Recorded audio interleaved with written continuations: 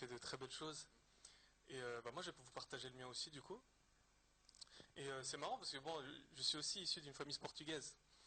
Et je me suis bien retrouvé dans ce que tu as raconté. Et donc oui, je suis. En fait, bon, le Portugal, effectivement, c'est un pays qui est très catholique, mais très très. Et on parlait même là-bas d'une apparition de Marie à Trois-Bergers il y a quelques années en arrière.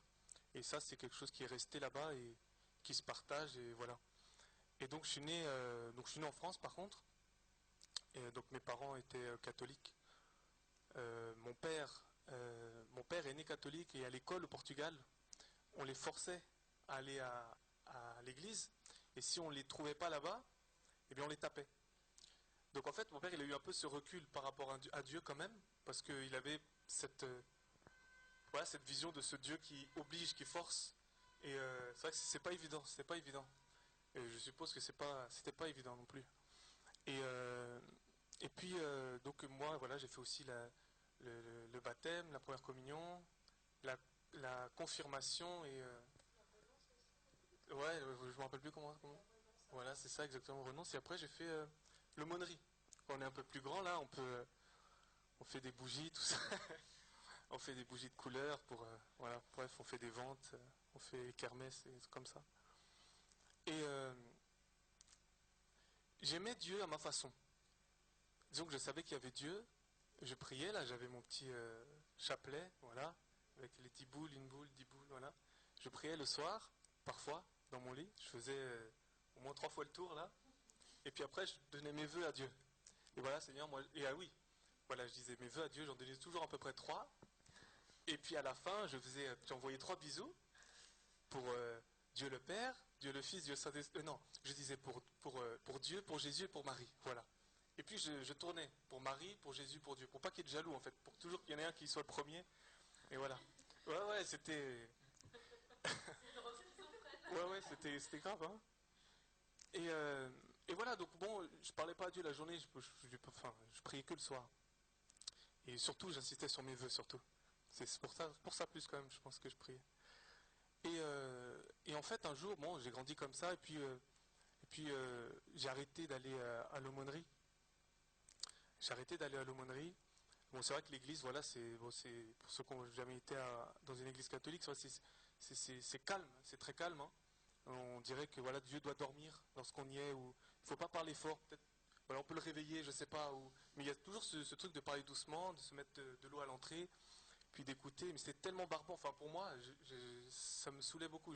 J'aimais le moment où on allait prendre l'hostie parce que je savais que c'était la fin et qu'on allait manger un petit bout de pain et puis que Jésus pardonnait puis que Dieu pardonnait et puis voilà. Et puis j'ai grandi comme ça jusqu'au lycée. Au lycée, où j'ai mis Dieu de côté. Et puis j'ai rencontré une fille musulmane. Et là, donc on s'était bien engagé dans le sens où on avait déjà acheté un appartement et on comptait donc se marier. Mais moi, bon, on comptait se marier, donc moi j'allais quand même me lancer à la conversion parce qu'il faut savoir que voilà pour les filles musulmanes, le garçon doit être musulman si on doit se marier. Donc voilà, on avait rencontré la famille, tout ça, bon c'était très bien passé. Puis je disais à ma mère, voilà maman, je compte un jour me convertir à l'islam pour pouvoir épouser, elle s'appelait, bon, on va pas dire le prénom, mais pour pouvoir épouser cette fille-là. Et donc ma mère qui était encore catholique, elle dit bon écoute, moi si c'est ton choix, bah écoute, je respecte ton choix. Avec mon père c'était plus dur, parce qu'on sait que voilà, il y a le portugais du Portugal à la base, c'est quelqu'un de très raciste. Et très raciste. Et donc voilà, mon père il dit bon c'est quelqu'un qui parle pas trop. Moi je pense qu'il nous regarde maintenant. Voilà. Et donc il exprimait pas vraiment ce qu'il ressentait. Du coup, euh, du coup, voilà, donc j'ai dit à mon ami, voilà, j'en ai parlé à mes parents, ma mère, voilà, il n'y a pas de souci, je vais me convertir, mais laisse-moi du temps parce que on m'avait dit que l'islam c'était la suite de la Bible. Donc moi, on m'avait juste dit ça, donc je me suis dit, bon, ok. Puis j'ai commencé à faire des recherches. Pendant très longtemps, j'ai comparé un peu la Bible et le Coran. Et je passais des soirs jusqu'à tôt le matin à regarder, je priais, parce qu'au fond de moi, Jésus, ce qu'il a fait à la croix, qu'il était mort et ressuscité, je le croyais. Je suis né comme ça, je pouvais pas, c'est quelque chose que je ne pouvais pas retirer de ma vie. Donc il fallait que je regarde un peu comment c'était chez eux, comment ça se passait dans l'islam. Et je me suis rendu compte qu'on m'a acheté des livres qui me facilitaient la compréhension du Coran, qui facilitaient un peu ce qui était traité par thème, tout ça. Et je me suis rendu compte qu'en fait, pour eux, Jésus n'était pas mort. Et ça m'a fait un choc. Parce, ouais, qu'il était même pas mort du tout. Non, ils ont mis un faux semblant. Voilà, quelqu'un d'autre à sa place. Et il a été retiré, effectivement. Oui, voilà, ils disent qu'il doit revenir aussi. Mais il n'était pas mort. Et ça m'a fait quelque chose. Je me suis dit, bon, Jésus n'est pas mort. Bon, à la base, il est quand même venu pour nos péchés. Et voilà, ça bloquait. Je me dis, bon, je lui posais des questions. Je posais un peu des questions aux musulmans que je croisais. À la base, j'étais. À ce moment-là, je côtoyais beaucoup de musulmans. Et en bas de la cité, de là où j'allais, et il y avait les imams qui venaient en bas et puis qui prêchaient un peu le Coran. Hein. Et puis, bon, ils prêchaient des choses, de bonnes choses, mais côté Jésus, voilà, ça passait pas.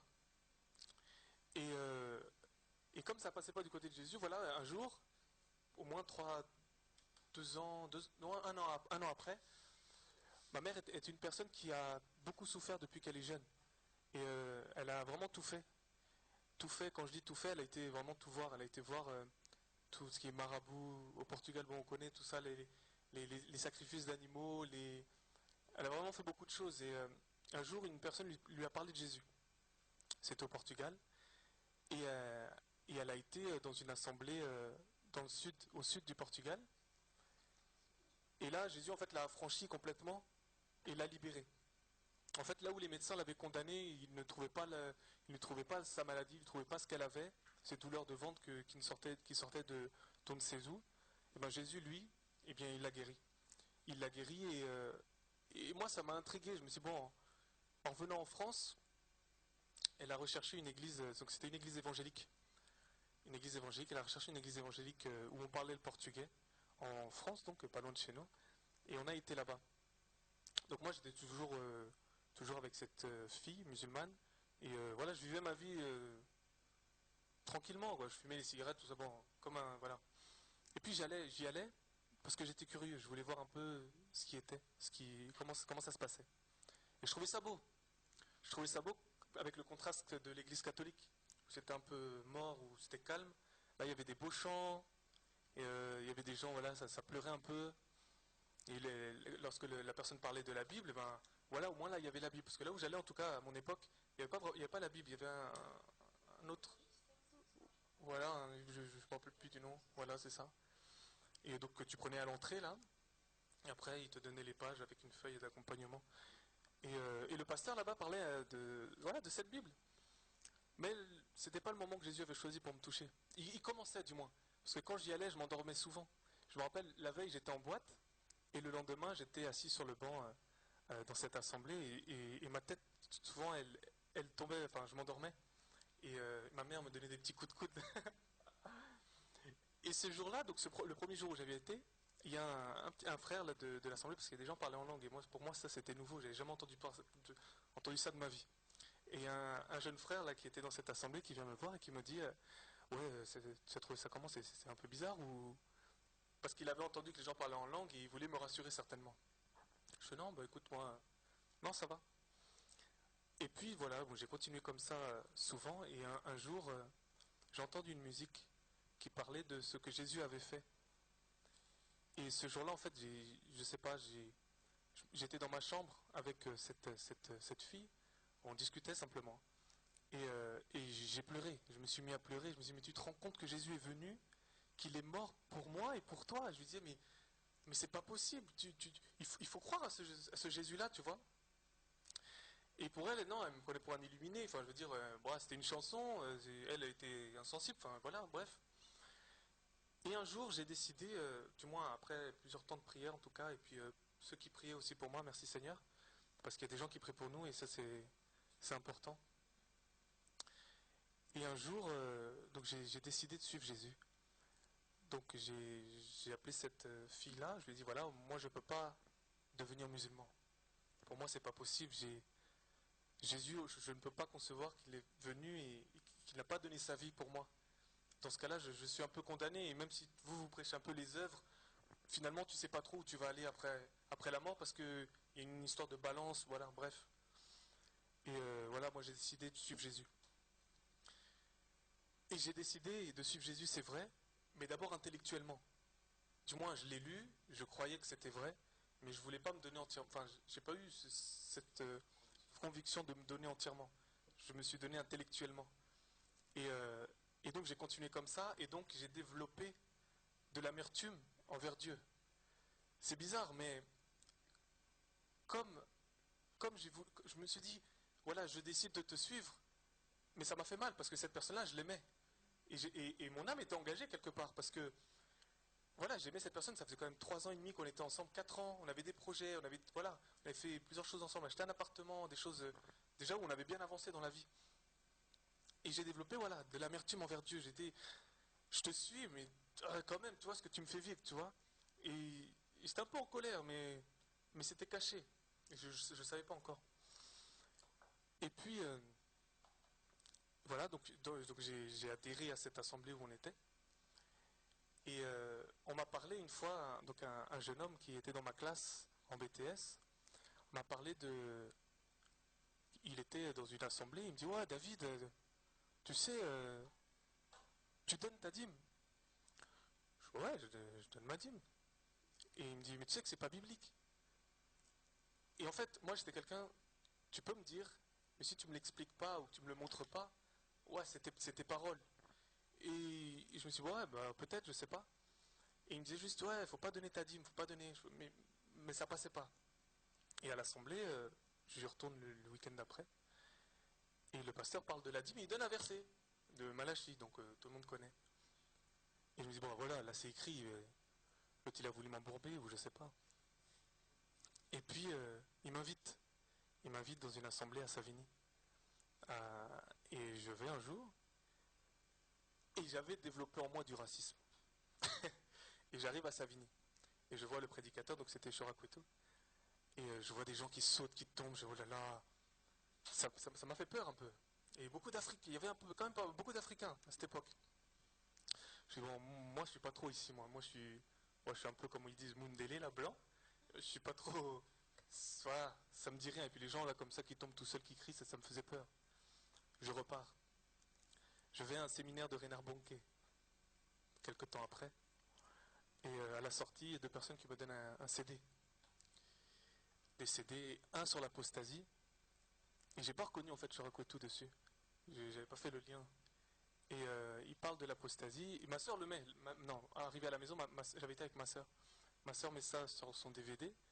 Et je lui dis: Non, arrête, Elodie, laisse tomber, c'est d'être un peu sorcier là qui te disent des trucs bizarres. Elle éteint le DVD.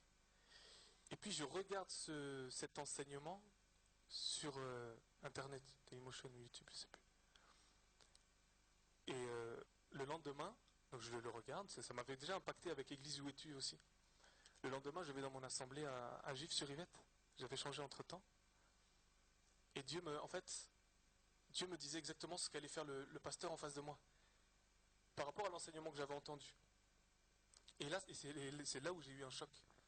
Je suis rentré, j'étais pas bien. Je me dis: Non, mais Seigneur, mais comment c'est possible? Comment. C'est vrai que tout était bien organisé, les feuilles de chant, 3-4 chants, et c'était un jour de Sainte Seine, le petit bout de pain. Alors j'entendais la vidéo que j'avais regardée la veille. Oui, la Sainte Seine, le petit. Enfin bref, plein de choses. Et, euh, et c'est là, donc il y a maintenant 2 ans et demi maintenant, où j'ai vraiment donné ma vie à Jésus. Et, euh, et je veux vraiment ma vie maintenant, du moins, c'est vrai qu'on est dans une marche chrétienne. C'est pas évident tous les jours. Et puis, voilà, on a une vie maintenant. Le salut, c'est aussi tous les jours. C'est Dieu nous fait grâce tous les jours. La repentance, c'est vrai que c'est tous les jours. C'est des choses voilà, que je connaissais pas. Et la vie en Christ, c'est pas facile non plus. Et je me suis dit: Seigneur, maintenant que je te connais un petit peu, je veux vivre avec toi, mais pleinement. Je veux pas arriver un jour, peut-être dans 10 ans, me dire: Oh, finalement, j'aurais pu, voilà, me donner plus à Dieu, ou j'ai quand même été beaucoup distrait, Non, en fait, j'ai envie de vivre Dieu tel qu'il est, dans sa sainteté, sa pureté. Et oui, c'est pas facile parce que voilà, comme on disait, dans ma famille, je peux en témoigner. Et c'est vrai qu'on nous donne, on dit oui, mais vous êtes dans une secte. Et c'est vrai qu'on sourit parce que voilà, on sait qu'on va nous dire qu'on est sectaire. Je partageais la dernière fois avec ma grand-mère, je suis passé la voir, elle habite dans ma rue. Merci Seigneur parce que ça facilite l'accès. Et donc je passe la voir, elle parle, et puis voilà, elle est vraiment, elle a le cœur vraiment, elle a de l'amertume aussi par rapport à ce qui se passe dans nos vies, tout ça. Et je lui parlais de Jésus-Christ, elle me dit oui, vas-y, alors parle-moi un peu. Je lui parlais, elle disait oui, mais à côté de ça, elle disait en français on dit oh, que notre, voilà, Fatima, comment ça, que Marie nous aide, tout ça, tu vois. Elle pouvait dire oui comme ça, mais au fond d'elle, aujourd'hui en tout cas, elle n'accepte pas. C'est vrai elle voit un peu la différence par rapport à avant. Elle voit un peu la différence par rapport à avant. Dans ma famille, oui, c'est vrai on voit des changements. Et mais ouais, c'est pas facile. C'est pas facile. C'est pas facile. C'est c'est des gens qui ont grandi comme ça. On peut partager, c'est vrai, mais encore, voilà, c'est pas encore le temps de Dieu. Je pense qu'il faut encore, par notre témoignage, mais aussi par la vie que l'on peut mener, pas forcément bombardé par la parole. Voilà, il y a des choses que j'ai compris, c'est que on- la parole s'accompagne avec la vie qu'on a. C'est-à-dire que je peux te prêcher des choses, mais si ma vie elle n'est même pas en accord avec ce que je te prêche, eh bien voilà, c'est un mauvais témoignage que tu vas donner. Et voilà, merci Seigneur, parce que voilà, il nous enseigne tous les jours. Et par rapport à cette amertume que j'avais développée avec Dieu, il y a maintenant, bon, pas beaucoup d'années, mais quelques temps, Dieu m'en a libéré, et c'est là où j'ai compris que cette grâce, ce salut, m'est accessible. Parce qu'il y a un passage on va le prendre, c'est dans Tite. Dans Tite.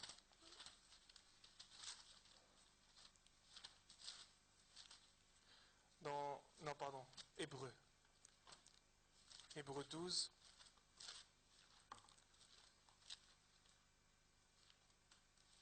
Hébreu 12, au verset 15, qui dit veillez à ce que personne ne se prive de la grâce de Dieu, à ce qu'aucune racine d'amertume poussant des rejetons ne produise du trouble et que plusieurs n'en soient infectés. Et en fait, le Seigneur m'a montré la grâce qu'il m'avait faite par le fait qu'il m'avait retiré cette amertume, parce que c'est quelque chose, comme on voit, qui peut nous priver de la grâce de Dieu. Et cette grâce, justement, qui est un peu expliquée dans Tite, dans Tite,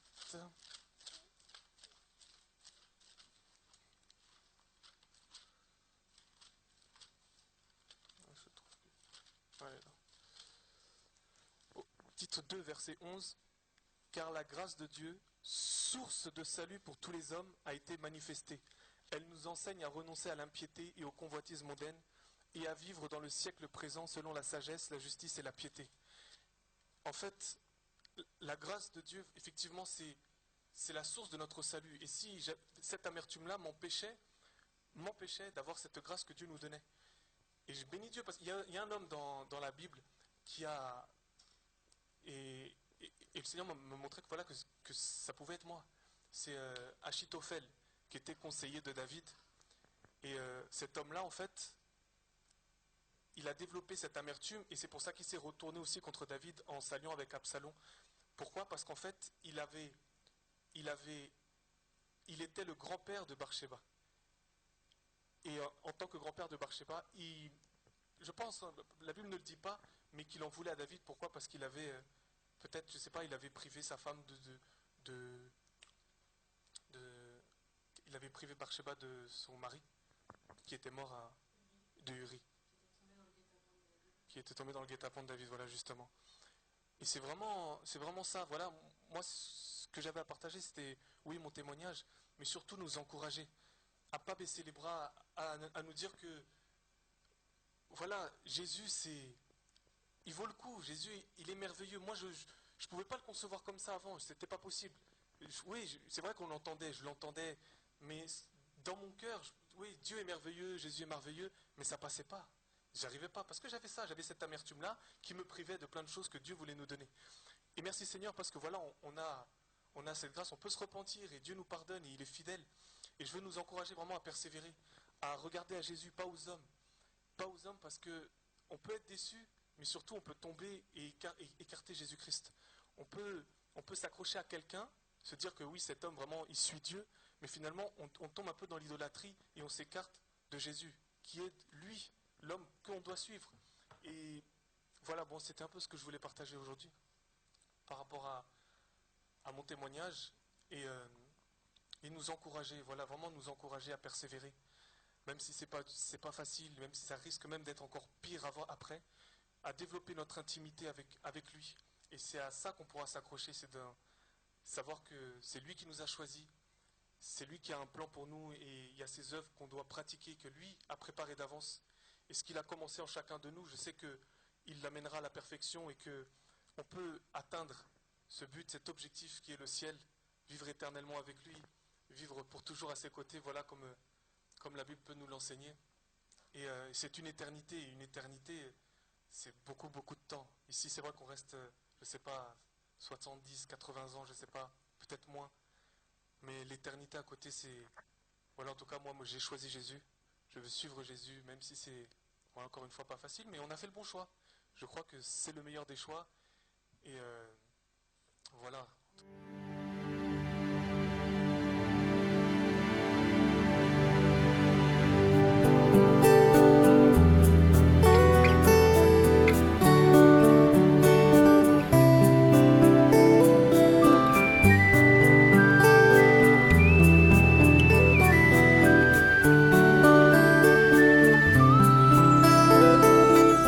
Ton amour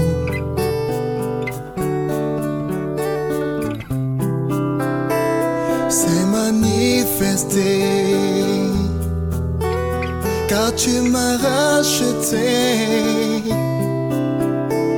de la vaine manière de vie que j'ai hérité de mes pères, de la vie insensée que j'ai menée si loin de toi.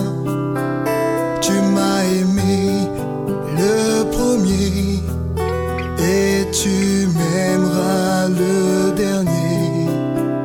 Tu m'as aimé le premier et tu m'aimeras le dernier.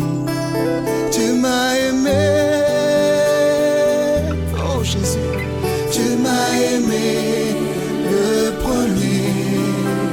Tu m'as aimé, tu m'as aimé le premier. Tu m'as aimé le premier et tu m'aimeras le dernier. Tu m'as aimé le premier et tu m'aimeras le dernier.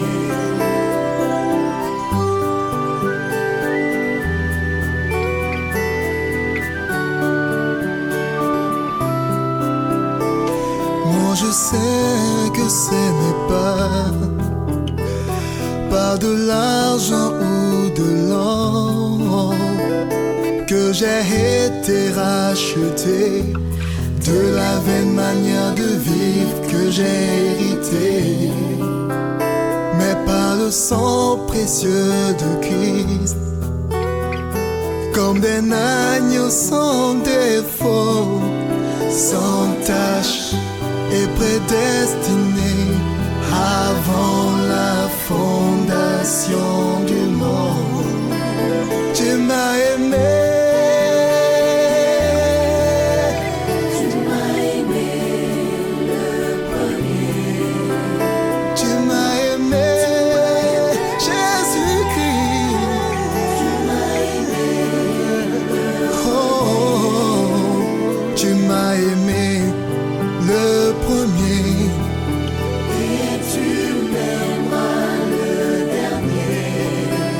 Tu m'as aimé le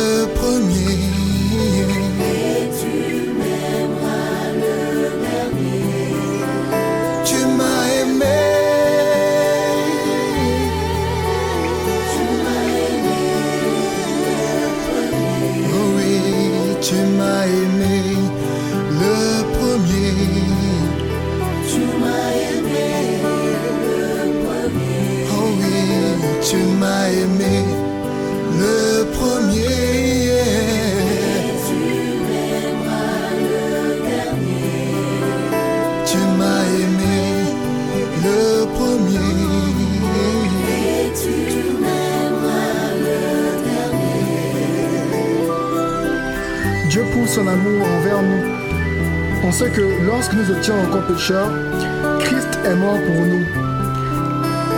En effet, Dieu a tant aimé les hommes qu'il a donné son Fils Jésus à la croix, afin que quiconque croit en Christ ne périsse pas, mais qu'il ait la vie éternelle. Tu m'as aimé.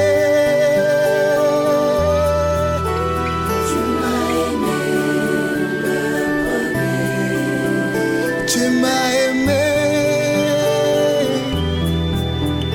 Tu m'as aimé le premier. Tu m'as aimé.